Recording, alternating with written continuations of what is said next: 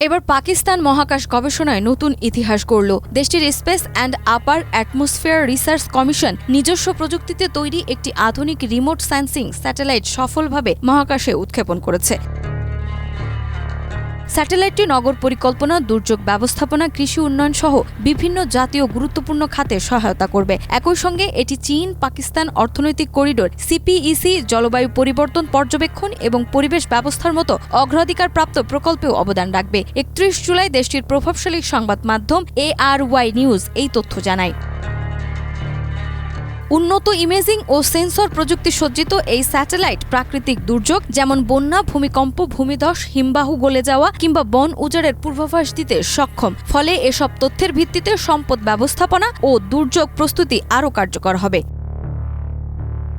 এছাড়া ভূ-অবস্থানিক মানচিত্র তৈরিতে এবং অবকাঠামো উন্নয়ন পরিকল্পনায় বিশেষ করে সিপিইসি প্রকল্পে গুরুত্বপূর্ণ ভূমিকা রাখবে এই স্যাটেলাইট।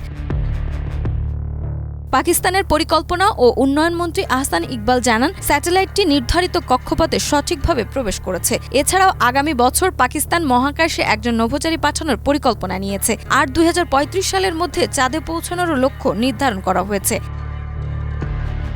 এই সাফল্য পাকিস্তানের বৈজ্ঞানিক সক্ষমতার নতুন দিগন্ত উন্মোচন করবে বলে মনে করছে বিশ্লেষকরা।